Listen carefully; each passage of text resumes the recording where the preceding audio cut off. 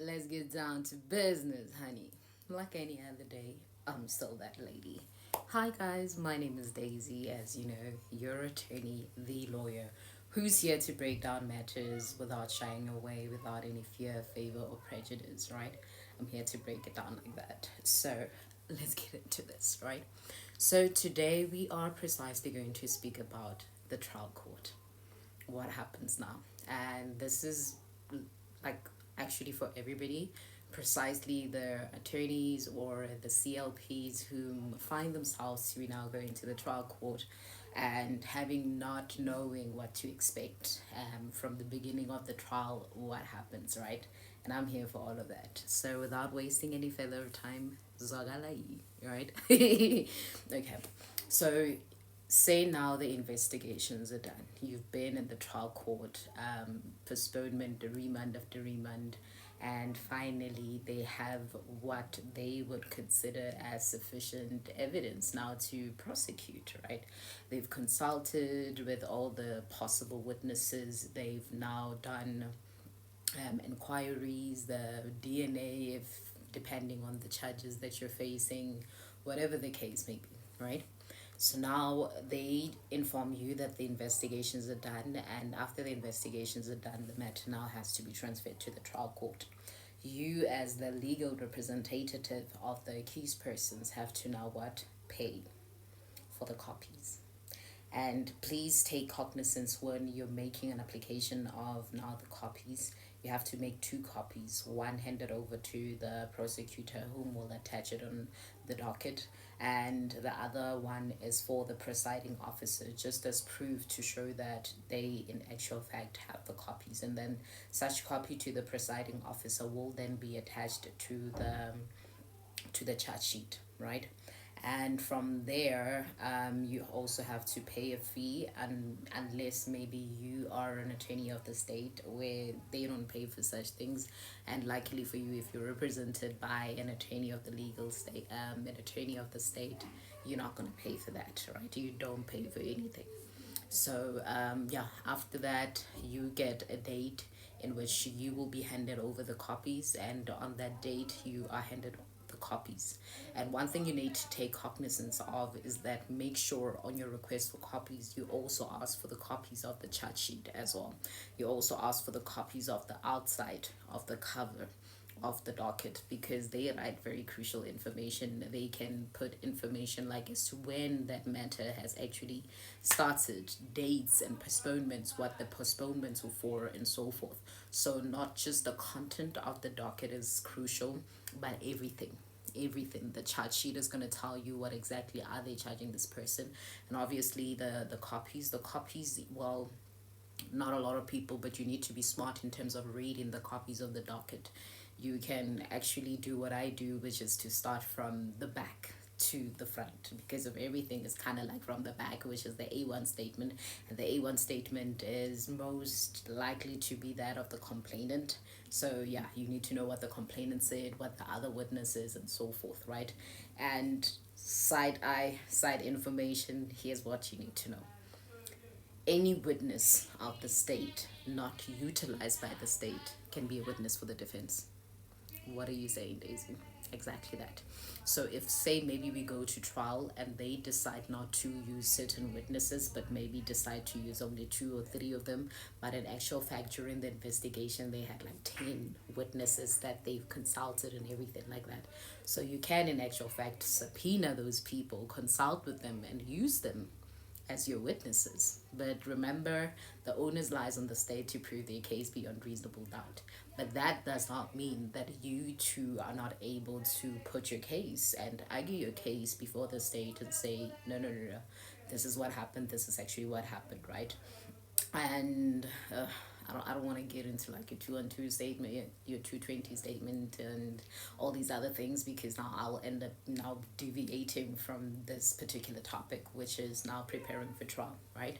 So as we can continue, from there you are now in possession of the copies. The matter is now remanded. I'm speaking now precisely to matters in the district court. So other matters can be transferred to the high court depending on the charges.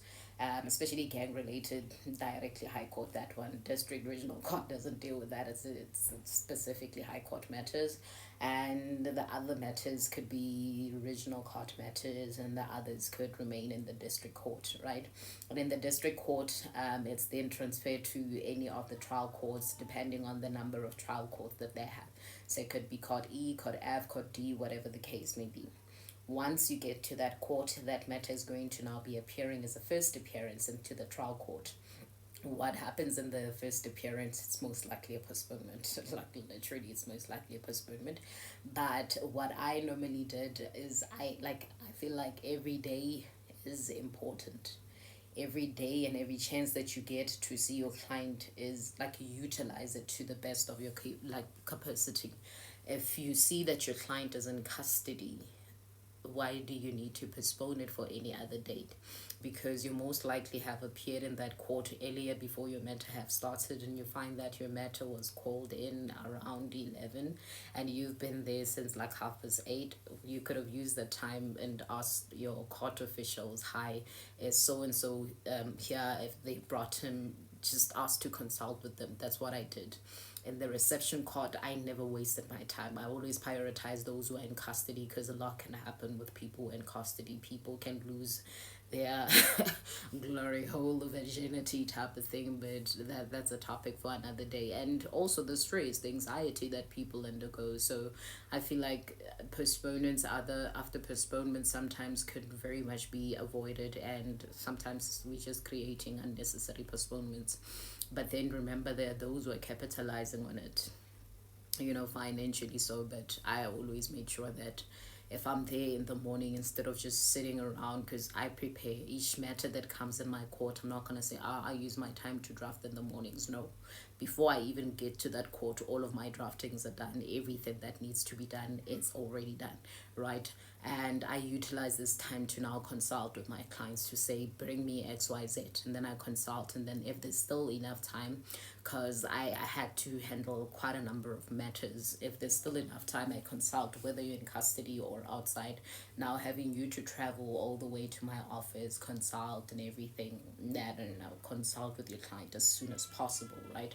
And once you have now received instructions, you're clear from your client as to now their side of the story. You've also confronted them with what the complainant has said, what the state is saying, what the evidence that is before them is saying, and now your instruction is to go to trial. Once that is done, I usually start with my pre-trial conference. I complete that form, I do whatever I need to do, right? And then instead of now being postponed for consultation and pre-trial conference on the very same appearance in my court, I most likely did it on the very same date. So yeah, so that is what happens in the pre-trial conference. It's literally us stating that we are ready for trial. It's us alluding before the court to state that we have consulted and we have been given instructions. We will not be leading evidence, or rather we will allow the state to bring about its witness. If I want to bring any witnesses, I am going to bring XYZ witnesses. That such witnesses can be subpoenaed. And note side I that if maybe you didn't put it in the pre-trial conference that you are going to be bringing certain witnesses, because one thing about a trial is that you can never know which direction it's going to go. I mean, the first witness can come and you can feel like, damn, okay, I'm kind of losing this case. And then the second witness comes and then their stories are quite contradicting. So there's no clear cut as to what to expect in trial. It changes. Things like just change right there and there. Right there and there. I'm not going to lie. Right. So yeah, you complete the pre-trial conference and then the matter will be remanded for trial. So that one is kind of like a lengthier time, perhaps maybe like 30 days or even more, depending on subpoenaing the witnesses, where they reside, and so forth and so forth. And on the day of the trial, that's when the state will be calling their witnesses. That's when we actually, and remember, I also put in my pre-trial that I also want possible mediation. When I want possible mediation is that prior to the court, I am able to have conversations with both the state and Yeah, the state, meaning the prosecutor and the complainant, to see if maybe we can reason with this instead of going to trial. And if we are successful in that, the trial is most likely not going to proceed, even though that matter was on the roll for trial. So, yeah, that's what you